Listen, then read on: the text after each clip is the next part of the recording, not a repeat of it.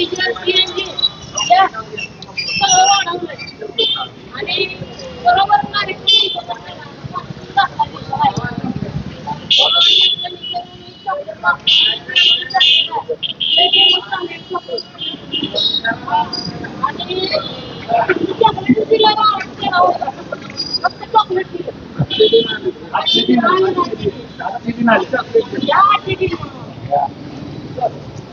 Okay.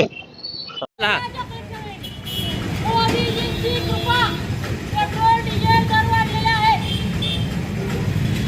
द्या पुढं. Melody chocolate ही 10-12 वर्ष झालं आपल्या देशातल्या प्रत्येक नागरिकाला असलं चॉकलेटच मिळतंय फक्त. आणि आता अशी अवस्था झाली देशातली की अश्मयुगा या काळात लोक सुखी होती, पण आता सुखी नाहीत अशी मनाई वेळ आलेली. कारण ह्या 10-12 दिवसामध्ये 4थी दरवाढ आहे पेट्रोल, डिझेल, गॅस, सीएनजी.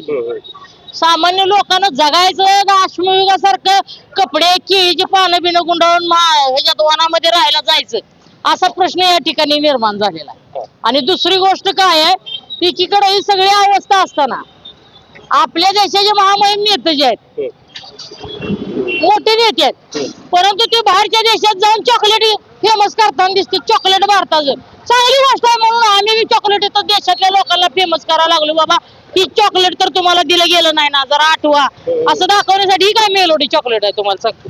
सगळ्या इथं आता पेट्रोल पंपावर आम्ही आलतो, प्रत्येकाला दिलं. तर ही चॉकलेट खाल्ल्यानंतर प्रत्येकाच्या चेहऱ्यावर आम्हाला एक राग दिसत होता, समाधान दिसतं चॉकलेट खाल्ल्यावर. पण ही आम्हाला कायम चॉकलेट मिळत आलंय म्हणली. हे काय तुम्ही दाखवता ही नवीन चॉकलेट नाही. आणि कांद्याची माळ घालायचं कारण काय, चॉकलेटचा दर आहे का त्याच्यापेक्षा ह्या कांद्याचा किलोचा दर कमी व्हायला लागला. अक्षरशः शेतकऱ्याची राख रांगोळी करायची आणि आपण परदेश दौऱ्यावर फिरायचं, ही सगळी जी चालू आहे या गोष्टीला जनता आता विटलेली आहे. आणि एक प्रतिकात्मक आंदोलन म्हणून आणि झालेली परिस्थिती अत्यंत चिंताजनक आहे. गोर गरीब कष्टकरी जे नोकरदार वर्ग असू द्या किंवा शेतकरी असू द्या, आज महाराष्ट्रातला असा कुठला पेट्रोल पंप नसेल जिथं ते शेतकरी त्यांच्या पेरणीसाठी लागणारं डिझेल पेट्रोल ही घेण्यासाठी रांगा लावल्या अक्षरशः अर्धा किलोमीटर त्यांच्यात बांधणं लागले. म्हणजे रांगा तर किती वेळा लावायच्या. एकदा नोटबंदीला लावल्या, पुन्हा कोरोना वॅक्सिनला लावल्या, आणि आता पेट्रोल पंपासाठी डिझेलसाठी. ह्या सगळ्या गोष्टीचा खऱ्या अर्थानं खऱ्या देशाला वीट आला असं म्हणलं तर चाल. आणि इलेक्ट्रिकल गाड्याचा वापर करा म्हणते. आता मला सांगा, इलेक्ट्रिकल गाड्याचा वापर करायला इथं शेतकऱ्याला फक्त दिवसात 4 तास वीज मिळायला लागली उन्हाळ्यात. इलेक्ट्रिकल गाड्या कुठं वापरता सांगा, मोबाईल चार्जिंग होत नाही लोकांचं, कुठनं वापरणार. म्हणजे सगळा अंधभक्ताचा पोकळ कारभार आहे. आणि ही काय जर झालं तर काय जमात अशी आहे 2% फेसबुक, युट्यूब, व्हॉट्सअपवर बोंबलणारी. आणि काय जर झालं तर मोदीवर काय बोललं नाही पाहिजे तुम्ही, अशी भूमिका असते. परंतु केलेल्या चुकाचं खापर तर निश्चितपणानं सत्ता आहे म्हणून त्यांनी फोडून घेतलं पाहिजे.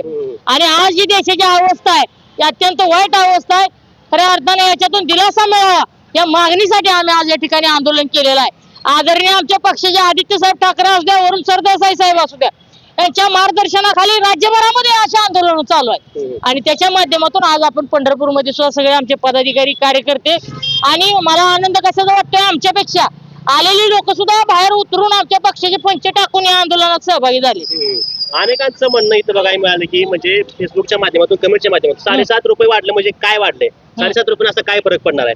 आणि दुसऱ्या देशाची परिस्थिती बघा आणि आपल्या देशाची परिस्थिती बघा, अशी चालू चर्चा. कायम हे लोक पाकिस्तानची तुलना करते. तुम्हाला सांगतो, पाकिस्तान आधीच मेलेला देश आहे. त्यांना माती डबरं करायला सुद्धा डिझेल नाही की डबरी करून पुरावती माणसं म्हणून. त्या देशाची आपली तुलना करायची काय कारण आहे. आपल्या देशाची करन्सी कुठं, ऑस्ट्रेलिया संग तुलना होणार होती, चायना सोबत तुलना करायची होती, जर्मनी, जपान ह्या गोष्टी सगळं तुलना करायला सोडून तुम्ही आता पाकिस्तान संग करताय. काही दिवसानंतर श्रीलंका आणि भूतान संग सुद्धा तुम्ही तुलना कराय. बघा श्रीलंकेतल्या माणसाला कपडे नाही, तुम्हाला कपडे तर मिळते का नाही. ही रडक्याचं डोळे पुसायला करेक्ट कार्यक्रम आहे. बघा ही देश कोणीकडे होता, सोन्याची चिडिया म्हणून आपल्या देशाचा उल्लेख होत होता, सोनच घेऊन आला म्हणून आता सांगितलंय. त्यामुळे अक्षरशः चोरांवर सुद्धा वाईट दिवस आले. लोक सोनच घेणार तर चोऱ्या कशा होणार आहे. ही अशी वाईट अवस्था आहे. त्यामुळं मला तर या काळजी वाटते या सगळ्याबद्दल. लोकांची काळजी, लोकांना पण काळजी वाटते सगळ्या गोष्टी. पहिलं काँग्रेसच्या काळात साधं पेट्रोल दर 5 रुपये जरी वाढला, गॅस जरी वाढलं, तरी भारतीय जनता पार्टीचे अनेक नेते मंडळी आंदोलन करताना दिसत होते. अहो आवाज त्यांचा उठला. ते कोणतरी महिला नेत्या होत्या, ती सिलेंडर घेऊनच जायची संसदेमध्ये. हा. बघा सिलेंडर के भाव बढ गए.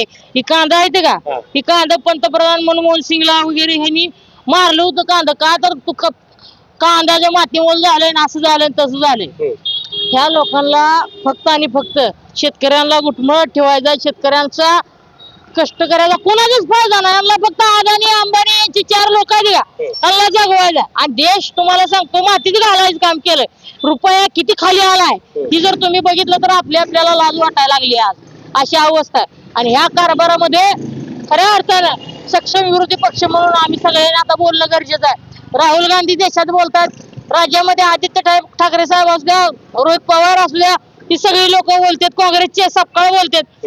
पण आता गावागावापर्यंत जावं लागेल. ही काय भूमिका आहे, यांचं किती अक्षरशः लोकांचे हाल चालू आहेत हे सांगावं लागेल. त्यासाठी आम्ही हे प्रतिकात्मक आंदोलन केलेलं आहे. रणजित सर, सोन्याबद्दल काय प्रतिक्रिया? सोनं सुद्धा खरेदी करू नका म्हणून चालू सगळीकडे. नाही तेच ना, मला तर तीच काळजी वाटते. सोनं सुद्धा खरेदी करू नका, तुम्ही पेट्रोलच्या गाड्या वापरू नका. अरे काय म्हणतात त्याला, एसटीनं जावं म्हणतात. आता तुम्ही एसटीनं बघितलं तर एसटीच्या काय काय ह्याला दरवाजेच नाहीत, काय काय ह्याला खिडक्या नाहीत. सोन्या चांदीचं जर तुम्ही म्हणाल, त्याचा फोटो आहे ती एसटी वरती. हो फोटो तेवढं लावतील की व्यवस्थित, वर दरवाजे नसले तरी चालतील. अक्षरशः तुम्हाला सांगतो. आणि त्या एसटी वाल्यांचं बी बरं का, त्यांच्या कर्मचाऱ्यांचे बी डिझेल टाकी निघून गेली बघा. सगळी वाईट अवस्था आहे, नोकरदार वर्गाची वाईट अवस्था आहे. सगळीकडे खाजगीकरण व्हायला लागलं, कुठं करप्शन थांबलं नाही, काय नाही काय नाही.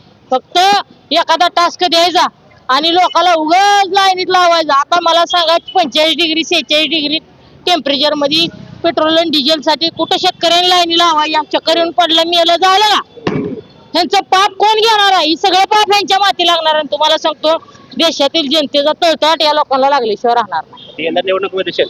100% दिसणार. ठीक आहे.